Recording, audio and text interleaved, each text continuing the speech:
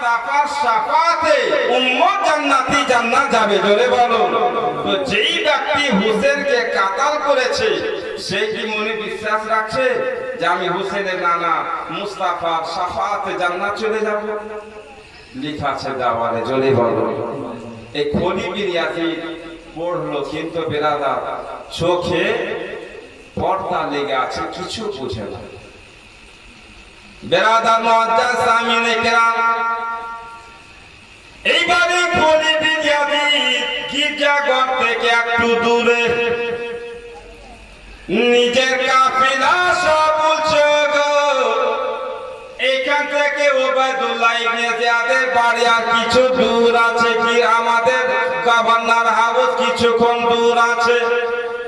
আমরা থকে গেছি, ধূপ আছে, খুব সখ্ত ধূপ আছে, তাই এখানে একটু আরাম করব, বিশ্রাম করে আমরা ওবায়দুল্লাহ ইবনে জিয়াদের কাছে যাব। ও দুনিয়ার মুসলমান, খলিল বিন ইয়াজিদ খিমা গঠন করে নিজের সেনারাকে খিমা ভিতরে রাখিল, কিন্তু নবী মুস্তাফা নাতি ইমাম হোসেনের মাথা মোবারকে খিমার বাহিরে রোদে রেখেছে, রোদে রেখেছে। বেরাদার মুআজ্জাজ ওই গির্জা ঘরের মন্দিরে সাধু কোন কাজে কামে বেরিয়ে এসেছে, তো দেখছে গির্জা থেকে একটু দূরে একটা খিমা আছে, আর খিমার বাহিরে একটা সুন্দর মাথা। এই মাথাটা কার আছে? বেরাদার মুআজ্জাজ সামিনে কেরাম, সে সাধু রাহি বাবা এক পা দু পা করে সে খিমার কাছে চলে গেল। রাহি বাবা দিচ্ছে, ও গো খিমার মালিক কে আছো, একটু বেরিয়ে এসো। রাহিবের ডাক শুনে বন্ধু আমার খলিল বিন ইয়াজিদ বেরিয়ে আসিল।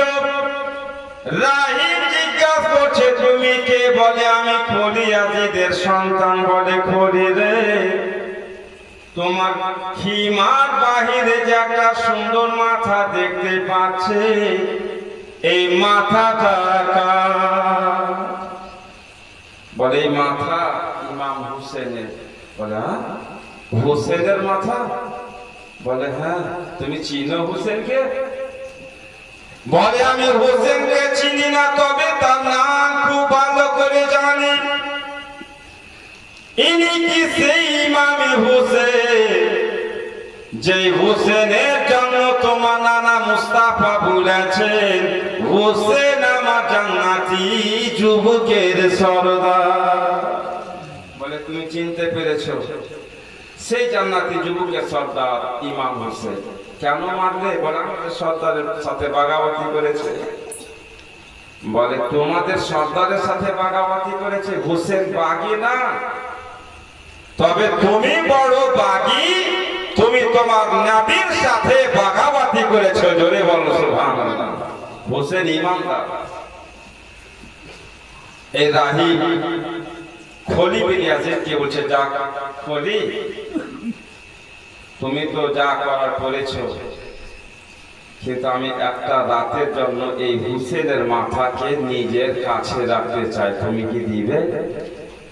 বলে না। বলে 10,000 দিরহাম দেব। খলিল ব্রেন চেঞ্জ হয়ে গেল। বলে ঠিক আছে 10,000 দিনার দিবে তো? বলে হ্যাঁ দিব। এই 10,000 দিরহামের লালচে খলিল ইমাম হোসেনের মাথাকে রাহিবকে দিয়ে দিল। জোরে বল সুবহানাল্লাহ। কত দিনের জন্য? একটা রাতের জন্য। এক রাত। এইবার বেরাদার মুআজ্জাজ সামিনে কেরাম, রাহিব নবী মুস্তাফার কালমা পড়েনি, ইসলাম মানেনি, ইহুদি ছিলেন সাথে। ইহুদি রাহিব নবী মুস্তাফার নাতি ইমাম হোসেনের মাথা মোবারকে নিয়ে যেন গির্জা ঘরের ভিতরে গেলেন। গির্জা ঘরের ভিতরে গিয়ে সুন্দর করে মাহফুজ জায়গাতে রেখে দিলেন। এইবারই রাহি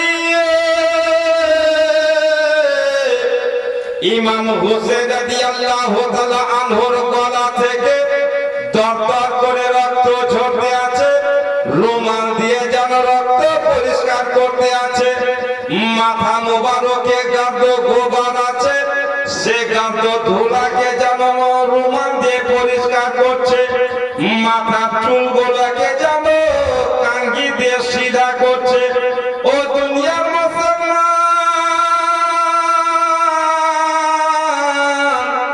যেন গভীর রাত হয়ে গেল। এবার এই গির্জা ঘরের মালিক রাহিব সাহেব ইমাম হোসেনের মাথা মোবারকের ইজ্জত করে, মাথা মোবারকের হেফাজত করে গির্জা ঘরে লাইটকে বন্ধ করে আরাম করতে যাবে। যেমনই লাইটকে অফ করেছে, লাইট বন্ধ করেছে, রাহিব নিজের চোখে দেখতে পায় যেন এখন পর্যন্ত আমার গির্জা উজ্জ্বল হয়ে আছে। জোরে বলো সুবহানাল্লাহ। রাহিব বলছে হোসেনের কপাল থেকে, হোসেন রাদিয়াল্লাহু তাআলা আনহুর লাভ হোঁট মোবারক থেকে লাইটের এত সুন্দর ফোকাস বেরিয়ে আসছে। এই রাহিব বলছে হোসেনের মাথা মোবারকের আলোতে আমার পূর্ণ গির্জা উজ্জ্বল হয়ে গেছে। জোরে বলো সুবহানাল্লাহ। মুহাব্বতে বলো আর একটু জোরে বলো। এইবার বিরাদার ইহুদি রাহিব ইমাম হোসেনের মাথা মোবারকের সুন্দর কারামত দেখে জানো গির্জা ঘরের মালিক ইমাম হোসেনের মাথাকে সামনে করে বলছে, হোসেন তোমার মধ্যে যদি এত কারামতি আছে, তোমার কাটা মাথাতে যদি এত পাওয়ার আছে যে কাটা মাথার আলোতে আমার অন্ধকার ঘরখানা উজ্জ্বল হয়ে যাচ্ছে, তো তোমার নানা মুস্তাফা দিন ইসলামে কত পাওয়ার হবে।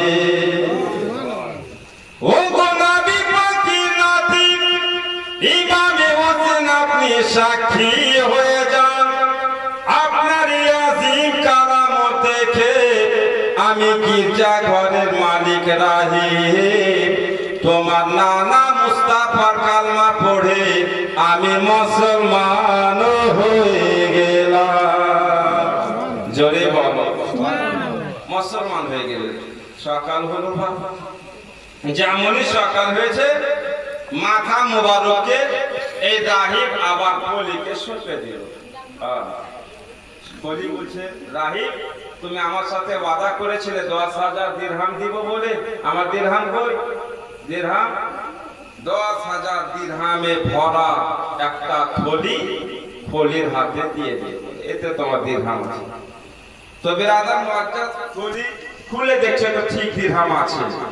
এবার দলের লোককে বলছে, চলো আর এখানে দেরি করবো না, ওবায়দুল্লাহ ইবনে জিয়াদের কাছে যাই। ওবায়দুল্লাহ ইবনে জিয়াদের কাছে যাবে বিরাদার, একটু দূরে গিয়ে এই খলি নিজের দলের লোককে বলছে, একটু দাঁড়াও, আমরা তো আমাদের সর্দার ওবায়দুল্লাহ ইবনে জিয়াদের কাছে যাব, মাথা নিয়ে অনেক পুরস্কার পাবো। তবে সর্দারের কাছে পুরস্কার পাওয়ার আগে আমরা যে 10,000 দিরহাম পেয়েছি, এই 10,000 দিরহামকে ভাগ করে না। তো ভাগ করার জন্য ঝোলা থেকে দিরহাম বার করছে। ও দুনিয়ার মুসলমান ভাই আমার বাবাজি, হোসেনি আশিক দিওয়ানা একটু মন দিয়া শুনবেন। যেমনই করি ঝোলা থেকে দিরহাম বার করছে, তো একটাও দিরহাম না, সমস্ত দিরহাম যেন ঠিকরি হয়ে আছে। সব দিরহাম ঠিকরি হয়ে গেছে। বিরাদার মুআজ্জাজ সামিনে কেরাম, তো এই কলি দেখছে দিরহাম হঠাৎ ঠিকরি কেন হয়ে গেল, কি ব্যাপার? খলি লক্ষ্য করে দেখছে তো ওই ঠিকরির উপরে লেখা আছে, কি তারা গুমান করছে, কি তারা এই কথা বিশ্বাস করছে যে আওলাদে রাসূলের উপর যারা জুলুম করলো তাদেরকে আল্লাহ দেখে না, তাদেরকে আল্লাহ ছেড়ে দিবে না, আল্লাহ তাদের ছাড়বে না, তাদের জন্য বড় হিসাব আছে। জোরে বলো সুবহানাল্লাহ। কিন্তু খলি পাপী ইয়াজিদ দুনিয়ার দাওলাতে এতই পাগল হয়েছিল বাপ, কিছুই বুঝলো না, ঠিকরি ফেলে দিল আর হোসেনের মাথা নিয়ে ওবায়দুল্লাহ ইবনে জিয়াদের কাছে চলে গেল। জোরে বলেন আল্লাহু আকবার। তো ওবায়দুল্লাহ ইবনে জিয়াদের কাছে ইমাম হোসেনের মাথা পেশ করা হলো। এবার ওবায়দুল্লাহ ইবনে জিয়াদ বলছে, হোসেনের মা ছিল, হোসেনের বেটি ছিল, তার স্ত্রী ছিল, তার বোন ছিল, তার সাথে তার ছেলে মেয়ে ছিল, তারা কই? তাদেরকে দেখতে পাই না। তো খলি বিন ইয়াজিদ বলছে, হুজুর আলী আকবর তার বড় বেটা শহীদ করে দিয়েছে, কাসিম তার ভাতিজা তাকেও দুনিয়া থেকে বিদায় করেছে, তার মাসুম বাচ্চা আলী আসগার তাকেও শেষ করে দিয়েছে। এক এক করে নাম গণাবে, বেটিরা কোথায়, তার স্ত্রী, তার বেটি, তার বোন, বেরাদার মুআজ্জাজ সামিনে কেরাম, তো তাদের গলাতে দড়ি বেঁধে আর পায়ে জঞ্জির বেঁধে এক অপরের হাত ধরিয়ে এক জায়গাতে খাড়ো রেখেছে। ওই দেখেন হুজুর, আচ্ছা এসো আগিয়ে আসো। আওলাদে রাসূলের এক একটা বেটি জাইনুল আবেদিনকে সাথে করে ওবায়দুল্লাহ ইবনে জিয়াদের সামনে গেল। তো জিজ্ঞাসা করছে, একটা ছোট্ট বাচ্চি সাকিনা মুখে পর্দায় দিয়ে দাঁড়িয়ে আছেন আর মায়ের গলা ধরে আছে। ওবায়দুল্লাহ ইবনে জিয়াদ বলছে, এই মেয়েটাকে?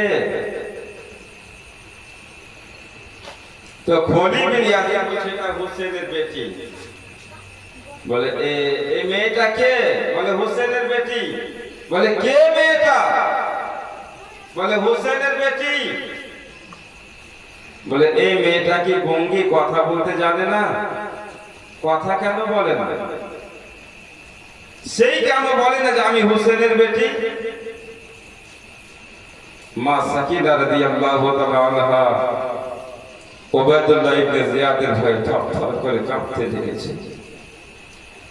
বেরাদার মুআজ্জাজ সামিনে কেরাম, ইমাম জাইনুল আবেদিন বলছে, ওবায়দুল্লাহ ইবনে জিয়াদ, এই ইবনে জিয়াদ, আমার বোন সাকিনা কথা বলতে পারে, কিন্তু একটু লক্ষ্য করে দেখো, আমার বোন সাকিনা ছোট্ট মেয়ে, তার গলা রসাখানা কণ্ঠ নালীকে চেপে ধরে আছে, কথা বলতে পারে না। জোরে বলো, একটু হুকুম করো যেন আমার বোনের গলা রস্সিখানাকে একটু ঢিল করে দেয়। খলিকে আদেশ করলো, খলি, বাচ্চি মেয়ে আঘাত পাচ্ছে, গলাটা একটু ঢিল করে দাও। বেরাদার মুআজ্জাজ সামিনে কেরাম সাকিনার দিকে যেমনই খলি কদম আগে বাড়িয়েছে, মা সাকিনা সাইয়্যিদা যায়েনাবের গলা ধরে নিয়েছে, হাতের ইশারা করছে, ফুফু আম্মা, ফুফু আম্মা। এই পরপুরুষ আমার বাবার কাতিল, আমার বাবাকে শহীদ করেছে, আমার বাবার মাথা মোবারককে নেজার নোকে রেখেছে, আমার পাক বদলে হাত দিবে, আমার বেইজ্জতি হয়ে যাবে। ফুফু আম্মা, খলিকে একটু বারণ করুন। জোরে বলুন সুবহানাল্লাহ। সে যেন আমার গায়ে হাত না দেয়, এই খলি আমার জন্য পরপুরুষ। ফুফু আম্মা, এই খলি যদি আমার গায়ে হাত দিয়ে দেয়, নবী ঘরানার পর্দা আম্মা তো নিষেধ করো। ইমাম যায়নুল আবেদিন রাদিয়াল্লাহু তাআলা আনহা সাকিনা দু চোখে ঝরঝর করে পানি ঝরছে জামুনি দেখেছে। খলি বিন ইয়াজিদকে বলছে, খলি দেখো তুমি আমার বোন সাকিনার দিকে আগাচ্ছ যাচ্ছ, তো আমার বোন সাকিনা কেমন কাঁদছে। ওরে খলি বিন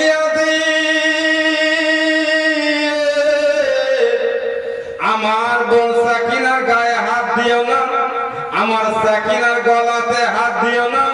যদি সাকিনার গলাতে হাত দাও, হয়তো আজকে কিয়ামত হয়ে যাবে। ইবনে জিয়াদ বারণ করে, নিষেধ করে। ইবনে জিয়াদ বলে, বলি দাদা তুমি যেও না। দাঁড়িয়ে গেল।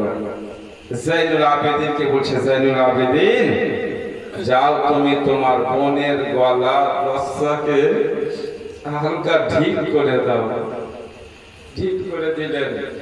এবার যায়নুল আবেদিন রাদিয়াল্লাহু তাআলা আনহু যেমনই ঢিল করেছে, মা সাকিনা রাদিয়াল্লাহু তাআলা আনহা কিছুক্ষণ আরাম পেয়েছে। ওবায়দুল্লাহ ইবনে জিয়াদ বলছে, সাকিনা তুমি হোসেনের বেটি, তুমি দেখলে বেটি তোমার বাবাকে কেমন করে মারলাম আর কেন মারলাম? তোমার বাবা আমাদের সর্দার ইয়াজিদকে মানেনি, আমাদের সর্দারের সাথে বাগাবাগি করেছে, তাই তোমার বাবাকে মারলাম। কিছু মনে করিও না, তবে তোমাদেরকে হেফাজতের সহিত মদিনা পৌঁছে দিব, তোমাদের কিছু অসুবিধা হবে না। এই কথা বলে বেরাদার ইমাম হুসেন রাদিয়াল্লাহু তাআলা আনহুর লাশ, মাথা মোবারক আর আওলাদে রাসূলের এক একটা বেটি যায়নুল আবেদিনকে সহ ওবায়দুল্লাহ ইবনে জিয়াদ জেলখানাতে বন্ধ করে দিল। বেরাদার মুআজ্জাজ